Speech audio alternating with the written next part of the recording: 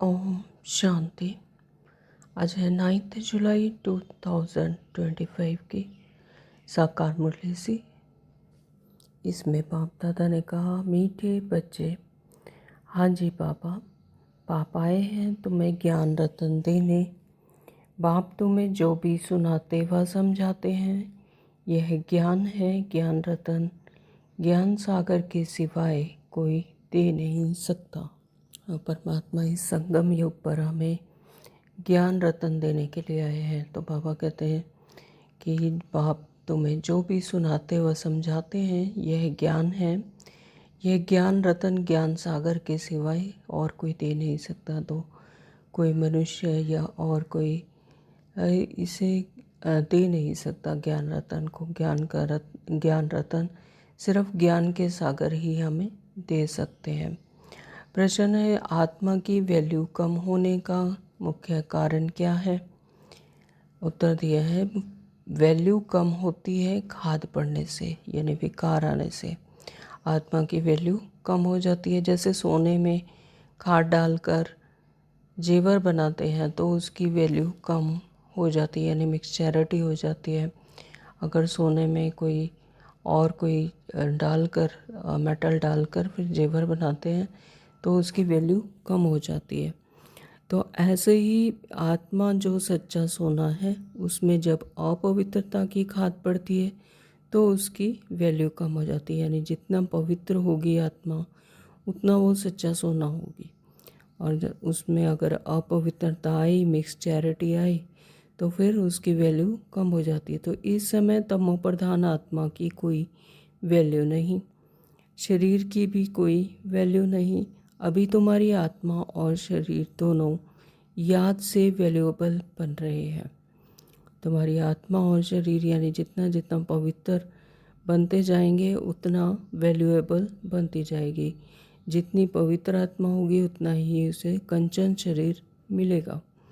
गीत है, यह कौन आज आया सवेरे सवेरे।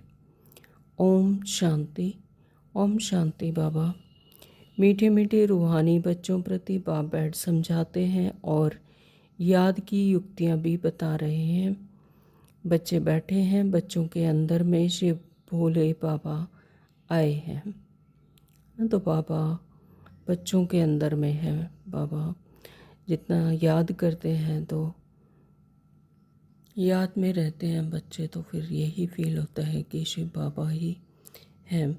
तो समझो आधा घंटा शांत में बैठ जाते हैं, बोलते नहीं हैं, तो तुम्हारे अंदर आत्मा कहेगी कि शिव बाबा कुछ बोले। यानी इस बाहरी दुनिया से जब डिटैच होते हैं, कुछ बोलते नहीं, आवाज़ में नहीं आते, तो फिर अंदर आत्मा कहेगी कि अब शिव बाबा कुछ बोले। जानते हो शिव बाबा विराजमान है परंतु बोलते नहीं हैं। यह भी तुम्हारी याद की यात्रा है ना। तो बुद्धि में शिव बाबा की ही याद है, अंदर में समझते हो बाबा कुछ बोलें, ज्ञान रतन देवें। बाप आते ही हैं तुम बच्चों को ज्ञान रतन देने। वह ज्ञान का सागर है ना। कहेंगे बच्चे देही अभिमानी हो रहो। तो जितना जितना आत्मिक स्मृति में रहेंगे तो फिर बाबा बच्चों को ज्ञान रतन देते हैं। उनकी बुद्धि में ऐसे टचिंग होती है तो कोई पॉइंट खुलता है, कोई मनन चिंतन करते रहते हैं, तो जैसे कि ज्ञान रतन शिव बाबा ही स्वयं आकर ज्ञान का सागर हमें देते हैं। बाप को याद करो, यह ज्ञान हुआ। बाप कहते हैं इस ड्रामा के चक्र को, सीढ़ी को और बाप को याद करो, यह ज्ञान हुआ है ना। तो ज्ञान क्या है? चक्र को याद करना, स्व दर्शन करना, आदि मध्य अंत का ज्ञान। सीढ़ी को याद करना कि कैसे हम सतो प्रधान थे, फिर रजो में आए, तमो में आए, अब तमो प्रधान हो गए, तो फिर संगम युग आए तो उसमें हम पुरुषार्थ कर कर फिर से सतो प्रधान बनते हैं। तो इस तरह से बाबा कहते ये सब ज्ञान है, बाप को याद करो। बाबा जो कुछ समझाएंगे उसको ज्ञान कहेंगे। याद की यात्रा भी समझाते रहते हैं। यह सब है ज्ञान रतन। तो जो बाबा हमें समझ देते हैं ज्ञान देते हैं, यही हमारे हैं ज्ञान रतन। याद की बात जो समझाते हैं, यह रतन बहुत अच्छे हैं। बाप कहते हैं अपने 84 जन्मों को याद करो। तुम पवित्र आए थे, फिर पवित्र होकर ही जाना है। तो जैसे इस सृष्टि चक्कर में आए थे तो पवित्र थे, और लेकिन फिर से यहाँ से पवित्र होकर ही जाना है। कर्मातीत अवस्था में जाना है। कर्मातीत यानी कोई भी कर्म बंधन ना हो, सदा निरंतर की याद, आत्मिक स्मृति और बाप से पूरा वर्षा लेना है। वह तब मिलेगा जब आत्मा सतो प्रधान बन जाएगी याद के बल से। जब आत्मा सतो प्रधान बन जाएगी याद के बल से, तब वर्षा मिलेगा।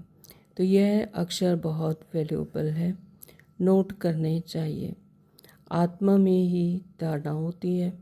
यह शरीर तो ऑर्गन्स हैं जो विनाश हो जाते हैं। शरीर 5 तत्वों का बना हुआ ऑर्गन्स है, तो ये तो विनाशी हैं। बाबा कहते हैं कि विनाश को पाते हैं, लेकिन जो आत्मा है वही वैल्यूएबल है, वही धारणा करती है, उसी को धारणा होती है।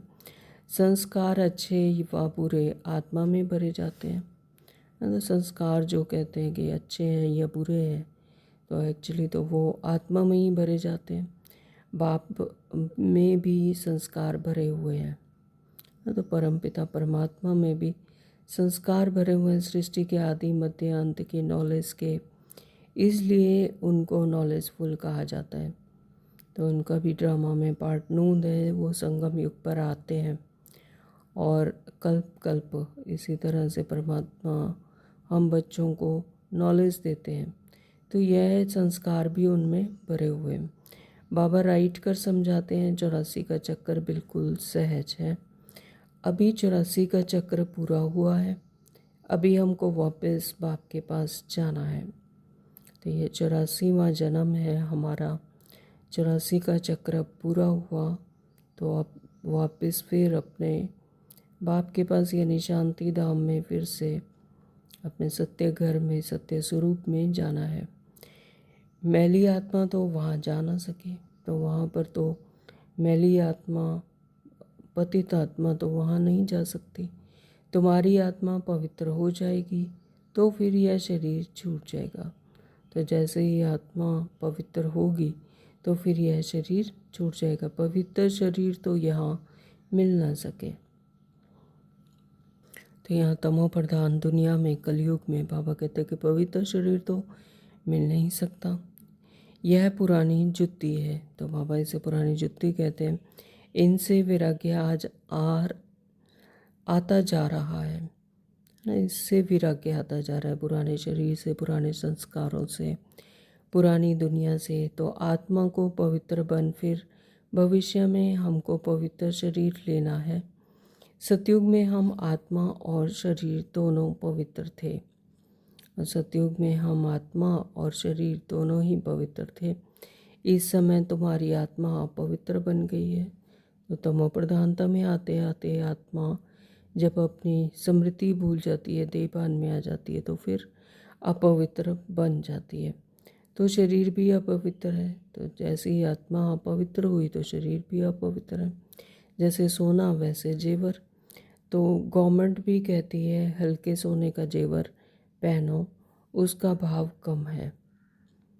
अभी तुम्हारी आत्मा की भी वैल्यू कम है, वहाँ तुम्हारी आत्मा की कितनी वैल्यू रहती है ना। तो अगर सोना के जेवर अगर कम, उसके कम वैल्यू के होते हैं, यानी कम भाव के होते हैं, अगर उसमें मिक्सचैरिटी होती है तो उसके भाव भी कम होता है। तो इसी तरह से बाबा कहते हैं कि आत्मा की वैल्यू भी कम होती है अगर उसमें विकार हैं, पवित्रता नहीं है, पतित है, तो उसकी वैल्यू भी कम है। वहाँ तुम्हारी आत्मा की कितनी वैल्यू रहती है, क्योंकि वहाँ पर सतो प्रधान होती है आत्मा, अपने आत्मिक स्वरूप में ही रहती है, अपने सत्य गुणों में रहती है। तो इसीलिए वहाँ पर उसकी वैल्यू बहुत ज़्यादा बहुत रहती है। सतो प्रधान है ना, अभी है तमो प्रधान, खाद पड़ी है, कोई काम की नहीं, ये विकार हैं तो फिर किसी काम की नहीं।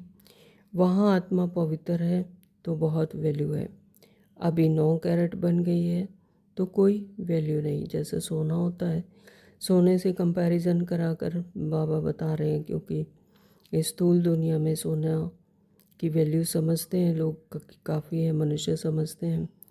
तो बाबा कहते हैं कि जैसे उसमें अभी 9 कैरेट की बन गई है तो कोई वैल्यू नहीं है। तो इसलिए बाप कहते हैं आत्मा को पवित्र बनाओ, तो फिर शरीर भी पवित्र मिलेगा।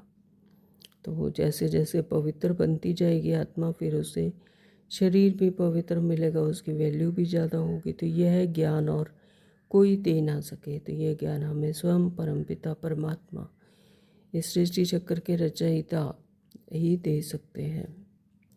बाप ही कहते हैं मामे कम याद करो। श्री कृष्ण कैसे कहेंगे, वह तो देहधारी है ना, है ना। तो परमात्मा ही कहते हैं कि मुझे याद करो। क्या कि श्री कृष्ण ने कहा कि मुझे याद करो, वह तो देहधारी हैं। तो जितने भी धर्म संस्थापक हैं उन्होंने भी उंगली ऊपर की तरफ दिखाई, उन्होंने कभी नहीं कहा कि हमें याद करो। क्यों? क्योंकि वो देहधारी हैं, परमात्मा नहीं।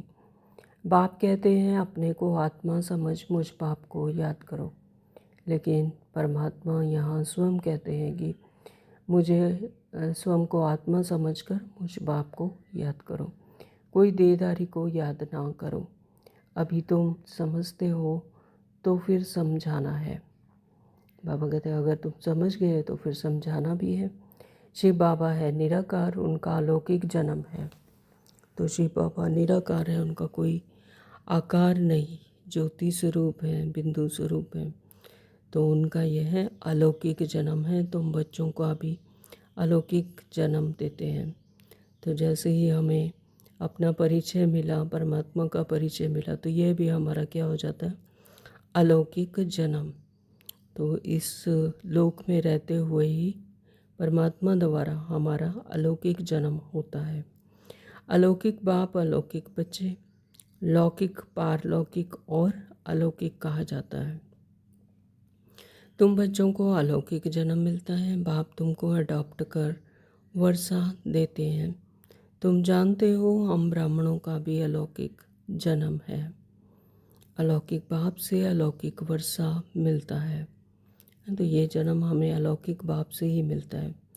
और हम ब्राह्मणों का भी ये अलौकिक जन्म है, क्योंकि परमात्मा ब्रह्मा बाबा के द्वारा हमें अडॉप्ट करते हैं।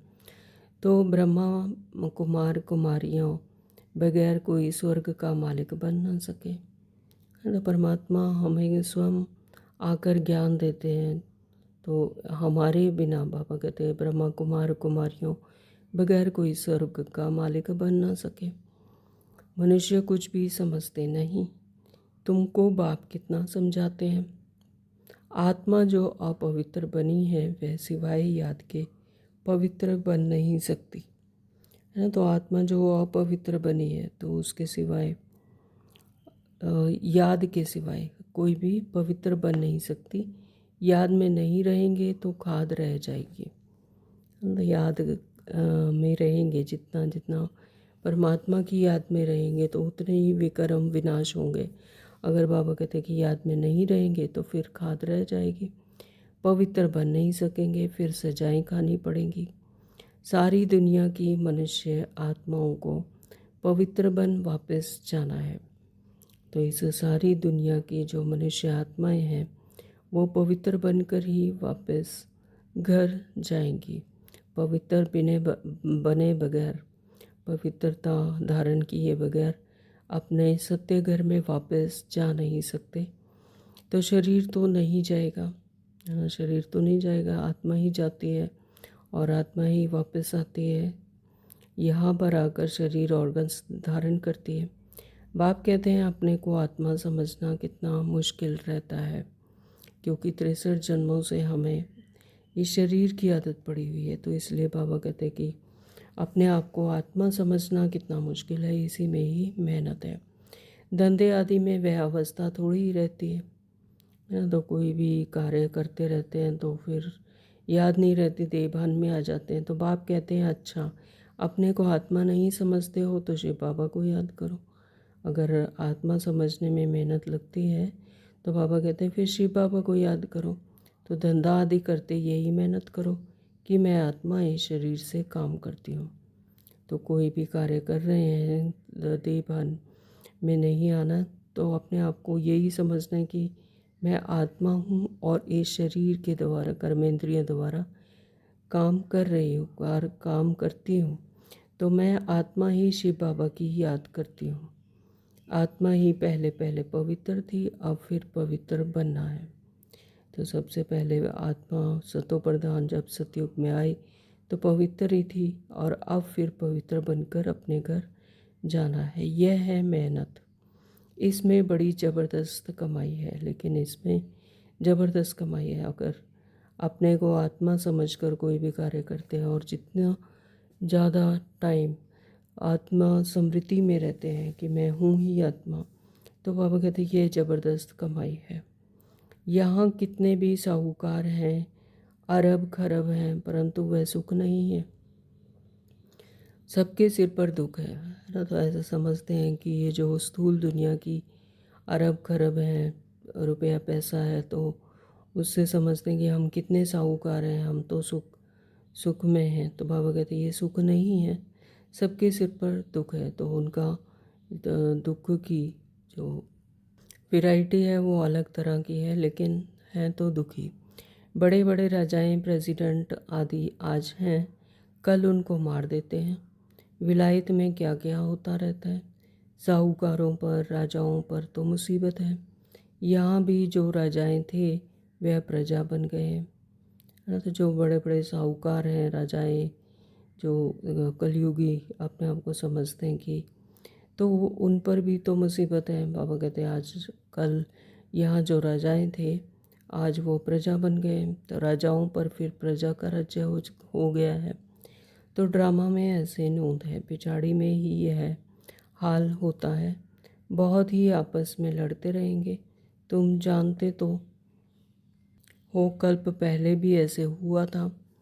तुम गुप्त वेश में दिल व जान, सिख व प्रेम से अपना गवाया हुआ राज्य लेते हो, है ना। तो हम गुप्त वेश में बाबा से प्यार से, दिल व जान से, सिख व प्रेम से, बाबा कहते जो गवाया हुआ राज्य था वो फिर से लेते हैं। तुमको पहचान मिली है, हम तो मालिक थे, सूर्यवंशी देवताएं थे। तो जैसे ही अपनी स्मृति आती है तो याद आता है कि हम ही मालिक थे, हम ही सूर्यवंशी देवता थे। तो अभी फिर वह बनने के लिए पुरुषार्थ कर रहे हो, क्योंकि यहाँ तुम सत्यनारायण की कथा सुन रहे हो ना। तो बाबा बता रहे हैं कि अपने ही सत्य की कहानी तुम सुनते हो। तो यह ऐसे ही है जैसे सत्यनारायण की कथा सुन रहे हो। बाप द्वारा हम नर से नारायण कैसे बने, बाप आकर राजयोग सिखलाते हैं भक्ति मार्ग में, यह कोई सिखला ना सके। तो भक्ति मार्ग में तो ज्ञान का अंश मात्र ही है। तो बाबा कहते हैं कि भक्ति मार्ग में ऐसा कोई भी सिखला नहीं सकता। यह पर स्वयं परमपिता परमात्मा आकर हमें राजयोग सिखलाते हैं। कोई भी मनुष्य को बाप, टीचर, गुरु नहीं कहेंगे, है ना। तो किसी भी मनुष्य को बाप, टीचर, गुरु नहीं कह सकते, क्योंकि सत्य बाप, टीचर, गुरु तो स्वयं परमपिता परमात्मा शिव ही है। तो भक्ति में कितनी पुरानी कहानियाँ बैठ सुनाते हैं। अब तुम बच्चों को 21 जन्म विश्राम पाने के लिए पावन तो जरूर बनना पड़े ना। तो 21 जन्म का राज्य भाग्य देते हैं, तो वह सुख की दुनिया 21 जन्म का राज्य भाग्य। तो बाबा कहते कि 21 जन्म विश्राम पाने के लिए पावन तो जरूर बनना पड़े। पावन बने बगैर वो वर्षा मिल नहीं सकता। बाप कहते हैं अपने को आत्मा समझो। आधा कल्प तो ड्रामा अनुसार देह अभिमानी हो रहते हो, अब देही अभिमानी बनना है। तो जैसे आधा कल्प यानी द्वापर से देवान आया तो देह अभिमानी होकर रहते हो, और अब देही अभिमानी बनना है। ड्रामानुसार अब पुरानी दुनिया को बदल नया बनना है। तो पुरानी दुनिया कैसे बनेगी नई, जब हम अपने आत्मिक समृद्धि में आएंगे, है ना। जब आत्मा सतो प्रधान बनेगी तब यह दुनिया सतो प्रधान बनेगी। तो इसलिए बाबा कहते हैं कि ड्रामा अनुसार अब पुरानी दुनिया को तो बदल नया बनना है। दुनिया तो एक ही है, पुरानी दुनिया से फिर नई बनेगी, ट्रांसफॉर्मेशन ही होती है। तो नई दुनिया में नया भारत था, तो उसमें देवी देवता थे। कैपिटल भी जानते हो, जमुना का कंठा था, जिसको परिस्थान भी कहते थे। परिस्थान यानी परियों के रहने का स्थान। तो वहाँ नेचुरल ब्यूटी रहती है, आत्मा पवित्र बन जाती है, तो पवित्र आत्मा को शरीर भी पवित्र मिलता है। बाप कहते हैं मैं आकर तुमको हसीन सो देवी देवता बनाता हूँ, तो मैं पवित्र बनाता हूँ, सुंदर बनाता हूँ, हसीन बनाता हूँ। बाबा कहते हैं देवी देवता बनाता हूँ। तुम बच्चे अपनी जांच करते रहो, कोई हमारे में अवगुण तो नहीं है। तो यह अपनी चेकिंग करते रहना कि हमारे में कोई अवगुण तो नहीं है, विकार तो नहीं है, याद में रहते हैं, पढ़ाई भी पढ़नी है। यह है बहुत बड़ी पढ़ाई। तो एक ही पढ़ाई है, उस पढ़ाई में तो कितने किताब आदि पढ़ते हैं। यह पढ़ाई है ऊंचते ऊंच, पढ़ाने वाला भी है ऊंचते ऊंच शिव बाबा। ये पढ़ाई भी ऊंच है, हम ऊंच ही बनते हैं पढ़ाई पढ़कर, और पढ़ाने वाला भी शिव बाबा ऊंचते ऊंच है। ऐसे नहीं कि शिव बाबा कोई इस दुनिया का मालिक है, विश्व के मालिक तो तुम बनते हो ना, है ना। तो शिव बाबा तो इस दुनिया के मालिक नहीं बनते, वे हमें विश्व का मालिक बनाकर शांति धाम में चले जाते हैं। कितनी नई नई गुह्य बातें तुमको सुनाते रहते हैं। मनुष्य समझते हैं परमात्मा सृष्टि का मालिक है। बाप समझाते हैं मीठे मीठे बच्चों, मैं इस सृष्टि का मालिक नहीं हूँ, क्योंकि परमात्मा तो यहाँ पर नहीं रहते, है ना। तुम मालिक बनते हो। हम बच्चों को मालिक बना राज्य भाग्य देकर बाबा चले जाते हैं।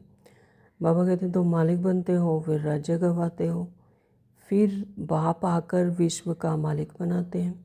विश्व इसको ही कहा जाता है। मूल वतन व सूक्ष्म वतन की बात नहीं है। मूल वतन में तुम यहाँ आकर 84 जन्मों का चक्कर लगाते हो। मूल वतन यानी शांति धाम, तो वो तो हमारा सत्य घर है ना। तो मूल वतन और सूक्ष्म वतन की बात नहीं है, वो उसे विश्व नहीं कहा जाता। विश्व इस स्थूल दुनिया को कहा जाता है। तो मूल वतन में तुम यहाँ आकर 84 का चक्र लगाते हो। तो पहले अपने मूल वतन में जाते हैं, अपने सत्य घर में जाते हैं जहाँ आत्माएं ही रहती हैं। फिर पहले मूल वतन में जाते हैं, फिर वहाँ से आकर 84 जन्म का चक्कर लगाने के लिए इस सृष्टि चक्कर पर आते हैं। फिर बाप को आना पड़ता है। अभी फिर तुमको पुरुषार्थ कराता हूँ, वह प्रारब्ध पाने के लिए जो तुमने गवाई है। हार और जीत का खेल है ना, तो यह रावण राज्य खलास होना है। बाप कितना सहज रीति समझाते हैं। बाप खुद बैठ पढ़ाते हैं। वहाँ तो मनुष्य मनुष्य को पढ़ाते हैं, तो स्थूल दुनिया में तो मनुष्य मनुष्य को पढ़ाते हैं, लेकिन यहाँ परमात्मा हमें रूहानी पढ़ाई स्वयं पढ़ाते हैं। हो तुम भी मनुष्य, परंतु बाप तुम आत्माओं को बैठ पढ़ाते हैं। आत्मिक समृद्धि में हम परमात्मा से यह रूहानी पढ़ाई पढ़ते हैं। तो पढ़ाई के संस्कार आत्मा में ही रहते हैं। अभी तुम बहुत नॉलेजफुल हो, वह सब है भक्ति की नॉलेज। कमाई के लिए भी नॉलेज है, शास्त्रों की भी नॉलेज है। तो कमाई के लिए भी नॉलेज पढ़ते हैं, इस स्थूल दुनिया में पढ़ाई पढ़ते हैं, तो फिर कमाई के लिए पढ़ाई करते हैं। तो यहाँ पर भी हम रूहानी बच्चे रूहानी पढ़ाई करते हैं। शास्त्रों की भी नॉलेज है, यह है रूहानी नॉलेज। तुम्हारी रूह को रूहानी बाप बैठ नॉलेज सुनाते हैं। 5000 वर्ष पहले भी तुमने सुनी थी। सारे मनुष्य सृष्टि भर में ऐसी कभी कोई पढ़ाता नहीं होगा। तो यह पढ़ाई संगम युग पर ही मिलती है परमात्मा के द्वारा। ऐसी पढ़ाई बाबा कहते सृष्टि भर में ऐसी कोई पढ़ाई नहीं पढ़ाता होगा। भक्ति मार्ग में भी अलग तरह से शास्त्र पढ़ते हैं, लेकिन इस तरह की रूहानी पढ़ाई हम यहाँ संगम युग पर ही पढ़ते हैं, और स्वयं परमपिता परमात्मा हमें पढ़ाते हैं। किसी को भी पता नहीं ईश्वर कैसे पढ़ाते हैं। तुम बच्चे जानते हो अभी इस पढ़ाई से किंगडम स्थापन हो रही है। जो अच्छी रीति पढ़ते और श्रीमत पर चलते हैं वह हाईएस्ट बनते हैं। तो जो इस रूहानी पढ़ाई को परमात्मा द्वारा पढ़ाई कराते हैं जो, और हम पढ़ते हैं, तो इससे कैसे किंगडम स्थापन हो रही है यह अब हम अच्छी रीति से जानते हैं। और इसे अच्छी रीति पढ़ते और श्रीमत पर चलते हैं, वही फिर हाईएस्ट बनते हैं। और जो बाप की जाय निंदा कराते हैं, हाथ छोड़ जाते हैं, तो वह प्रजा में बहुत कम पद पाते हैं। जो परमात्मा की निंदा कराते हैं और छोड़कर चले जाते हैं, तो फिर बाबा कहते हैं वो बहुत कम पद पाते हैं। यानी सतयुग में तो आएंगे, लेकिन काफ़ी लेट। तो बाप तो एक ही पढ़ाई पढ़ाते हैं। पढ़ाई में कितनी मार्जिन है, डीआरटी कम भी थी ना। तो एक ही बाप हैं जो यहाँ आकर किंगडम स्थापन करते हैं, बाकी यह सब विनाश हो जाना है। बाप कहते हैं बच्चे अब जल्दी तैयारी करो, गफलत में टाइम वेस्ट नहीं करो। याद नहीं करते हैं तो मोस्ट वैल्यूएबल टाइम नुकसान होता है। शरीर निर्वाह, अर्थ धंधा आदि भल करो, फिर भी हाथ काटे दिल याडे। है ना, कोई भी कार्य करते हो लेकिन बुद्धि योग परमात्मा से ही लगा रहे। तो बाप कहते हैं मुझे याद करो तो रजाई तुमको मिल जाएगी। खुदा दोस्त की कहानी भी सुनी है ना, तो खुदा दोस्त की कहानी सभी ने सुनी है। अल्लाह अवलदीन का भी नाटक दिखाते हैं। ठका करने का से खजाना निकल आया। अभी तुम बच्चे जानते हो अल्लाह तुमको ठका करने से क्या बनाते हैं। झट दिव्य दृष्टि से वैकुंठ चले जाते हो। आगे बच्चियां आपस में मिलकर बैठती थी, फिर आपे ही चली जाती थी ध्यान में, फिर जादू कह देते थे तो वह बंद कर दिया।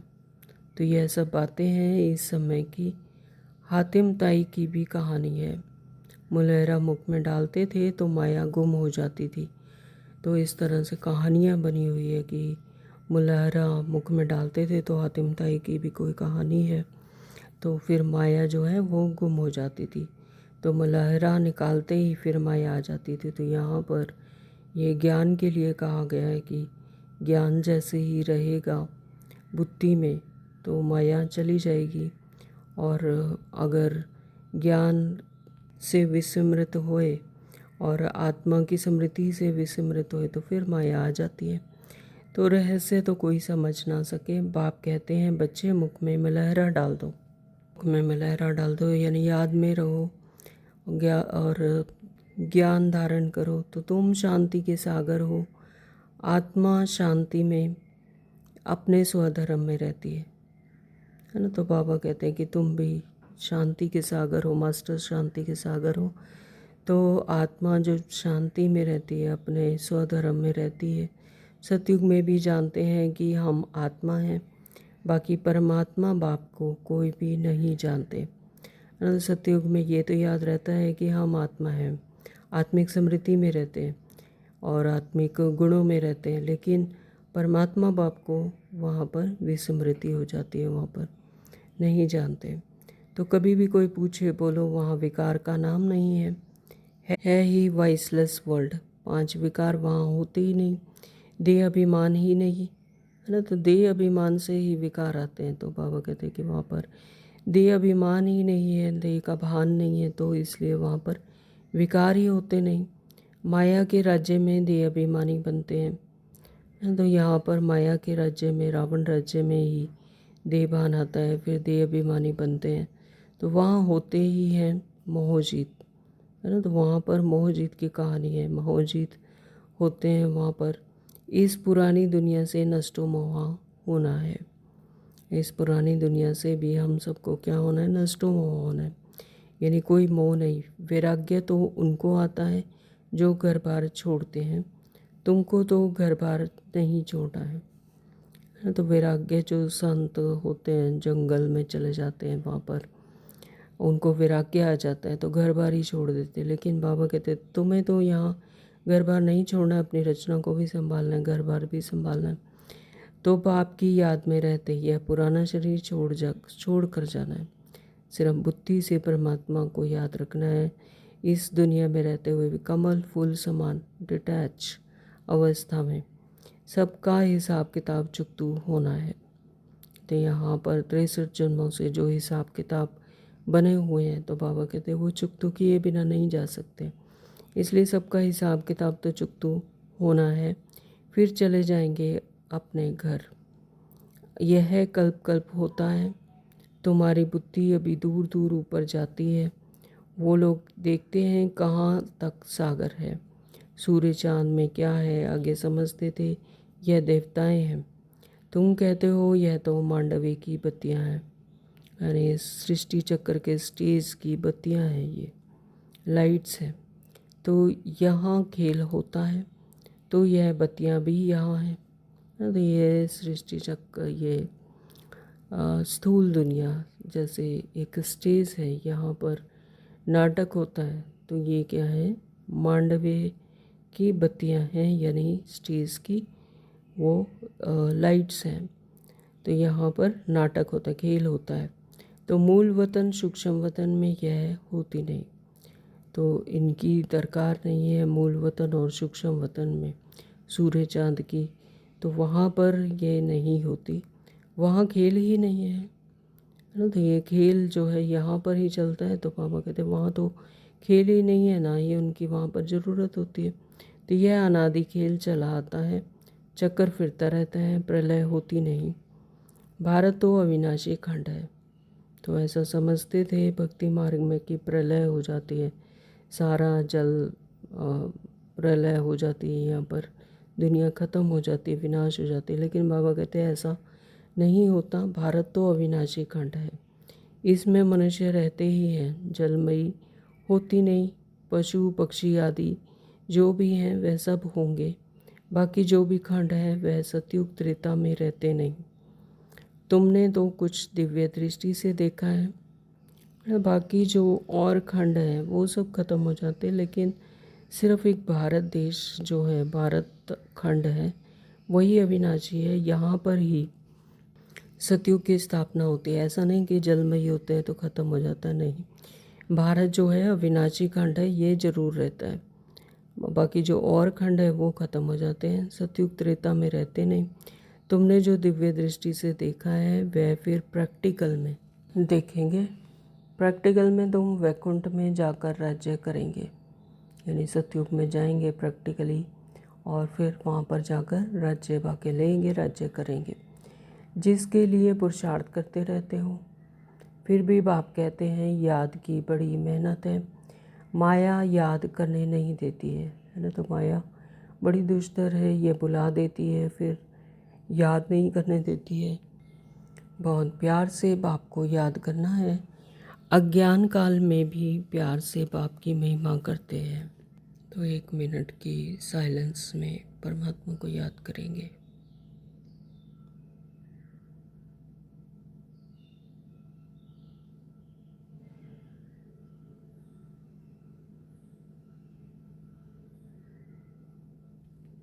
ओम शांति। हमारा फलाना ऐसा था, फलाने मर्तबे वाला था। अभी तुम्हारी बुद्धि में सारा सृष्टि चक्र बैठा हुआ है, सब धर्मों की नॉलेज है। जैसे वहाँ रूहों का सिजरा है या फिर मनुष्य सृष्टि का सिजरा है। ग्रेट ग्रेट ग्रैंडफादर ब्रह्मा है, फिर है तुम्हारी बिरादरी। सृष्टि तो चलती रहती है ना। बाप समझाते हैं बच्चे, नर से नारायण बनना है तो तुम्हारी जो कथनी है वही करनी हो। तो ये बात बाबा कहते हैं कि कथनी और करने में अंतर नहीं होना चाहिए, कि जैसा हम सोचते हैं वैसा ही बोलते हैं और वैसा ही करते हैं। तो नर से नारायण बनना है तो तुम्हारी कथनी और करने में अंतर नहीं होना चाहिए, वही करना चाहिए।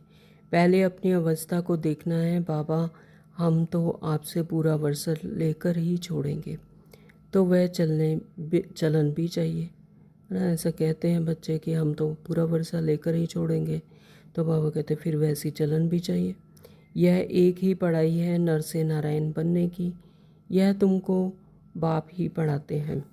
राजाओं का राजा तुम ही बनते हो, और कोई खंड होते नहीं। तो यहाँ पर भारत ही ऐसा खंड है, अविनाशी खंड है, जहाँ पर परमात्मा आकर स्वयं ज्ञान देते हैं हमें अपने आत्मिक स्वरूप का, अपने सत्य स्वरूप का, और राज्य भाग्य देते हैं। तो राजाओं का राजा भी बाबा कहते तुम ही बनते हो, और कोई खंड में होते नहीं। तो वहाँ और कोई सतयुग में और कोई खंड होते ही नहीं, भारत ही खंड होता है। तो तुम पवित्र राजाएं बनते हो, फिर बगैर लाइट वाले अपवित्र राजाएं पवित्र राजाओं के मंदिर बनाकर पूजा करते हैं। है ना। तो बगैर लाइट वाले यानी अपवित्र जो रजाएं हैं, तो रजाओं की भी इसमें वैरायटी है। जो पवित्र राजाएं हैं उनकी पूजा करते हैं, मंदिर बनाते हैं उनकी, फिर उनको इष्ट मानकर उनकी पूजा करते हैं। अभी तुम पढ़ रहे हो, स्टूडेंट टीचर को क्यों भूलते हैं?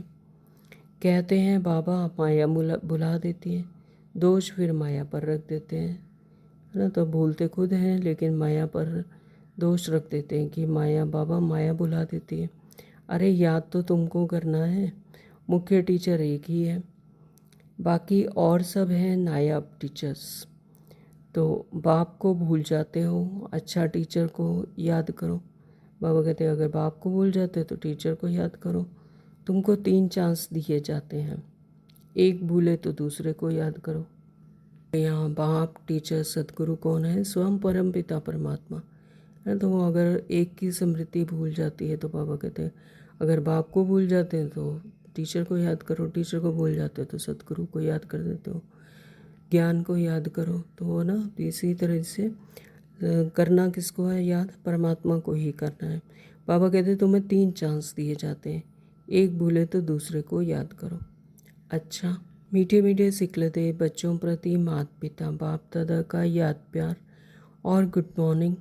रूहानी बाप की रूहानी बच्चों को नमस्ते।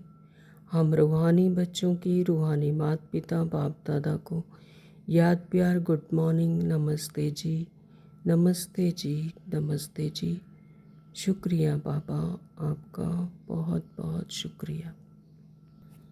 धारणा के लिए मुख्य सार में नंबर 1 बाबा ने कहा बाप से पूरा वर्षा लेने के लिए जो करनी हो वही करनी हो। जैसा कहते हैं, जैसा सोचते हैं वैसा ही करना भी है, और इसका पुरुषार्थ करना है, मोह जीत बनना है। नंबर 2 बाबा ने कहा सदा याद रहे कि हम शांति के सागर के बच्चे हैं, हमें शांति में रहना है। तो जो परमात्मा पिता का ऑक्यूपेशन वही हम बच्चों का ऑक्यूपेशन। तो बाबा कहते हैं सदा याद रहे कि हम किसके बच्चे हैं? शांति के सागर के बच्चे हैं, तो हमें भी शांति में रहना है। मुख में मिलहरा डाल देना, यानी ज्ञान की बातों का मनन चिंतन और परमात्मा को याद करना है। तो गफलत में अपना टाइम वेस्ट नहीं करना है। वरदान दिया बाबा ने संगठन रूपी किले को मजबूत बनाने वाले सर्व के स्नेही संतुष्ट आत्मा भव। संगठन रूपी किले को कैसे मजबूत बना सकते हैं? जब सर्व के स्नेही और संतुष्ट होंगे, स्वयं भी संतुष्ट, दूसरों को भी संतुष्ट, सर्व के स्नेही। तो बाबा कहते हैं ऐसी आत्मा भव।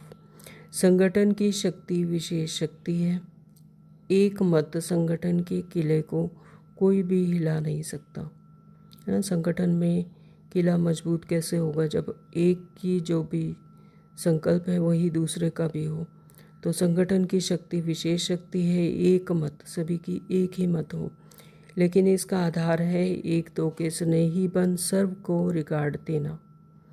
तो सभी स्नेही बनकर सभी को रिगार्ड देना और स्वयं संतुष्ट रहकर सभी को संतुष्ट करना, सर्व को संतुष्ट करना, ना कोई डिस्टर्ब हो ना कोई डिस्टर्ब करे, है ना। तो ना तो किसी को डिस्टर्ब करना है और ना ही कोई हमें करे। तो सब एक दो को शुभ भावना शुभ कामना का सहयोग देते रहें तो यह संगठन का किला मजबूत हो जाएगा। तब संगठन का किला मजबूत होगा जब सभी को शुभकामना शुभ भावना देते रहेंगे, सहयोग देते रहेंगे, तो यह संगठन का किला बाबा कहते मजबूत हो जाएगा। संगठन की शक्ति ही विजय का विशेष आधार स्वरूप है। जब संगठन शक्तिशाली होगा तो फिर तभी विजय मिलेगी। बाबा कहते संगठन की शक्ति ही विजय का विशेष आधार स्वरूप है। स्लोगन दिया है जब हर कर्म यथार्थ और युक्ति युक्त हो तब कहेंगे पवित्र आत्मा। पवित्र आत्मा के हर कर्म क्या होंगे? यथार्थ और युक्ति युक्त होंगे। तो जब हर कर्म यथार्थ और युक्ति युक्त हो तब कहेंगे पवित्र आत्मा। ओम शांति। आज के अव्यक्त इशारे हैं संकल्पों की शक्ति जमा कर श्रेष्ठ सेवा के निमित्त बनो। हर एक बच्चा जो स्व प्रति व सेवा के प्रति उमंगों के अच्छे अच्छे संकल्प करता है, करेंगे, अवश्य करेंगे, करके ही दिखाएंगे। यानी सेवा प्रति जो भी प्लानिंग करते हैं, तो ऐसे संकल्प, ऐसे श्रेष्ठ संकल्प के बीज जो बोते हो, उस संकल्प को अर्थात बीज को प्रैक्टिकल में लाने की पालना करते रहो, तो वह बीज फलस्वरूप बन जाएगा। ओम शांति। और सारा दिन यही ध्यान रखेंगे कि जो कतनी है वही करनी भी हो, इसी का पुरुषार्थ करना है, मोह जीत बनना है। शांति के सागर के बच्चे हैं, तो हमें भी शांति में रहना, याद में रहना है, ज्ञान चिंतन करते रहना है। बाबा कहते हैं गफलत में अपना टाइम वेस्ट नहीं करना है। संगठन के किले को मजबूत बनाने के लिए सबके स्नेही बन दूसरों को भी रिगार्ड देना है और स्वयं को संतुष्ट रहकर सर्व को संतुष्ट करना है। पवित्र बन हर कर्म यथार्थ और युक्ति युक्त करना है। जो श्रेष्ठ संकल्प स्वयं के प्रति या सेवा के प्रति उमंग उत्साह से करते हैं, उसे अवश्य करेंगे ही, ऐसा प्रैक्टिकल में करके दिखाना है, तब वह बीज फलस्वरूप बन जाएगा। ओम शांति। Thank you Baba.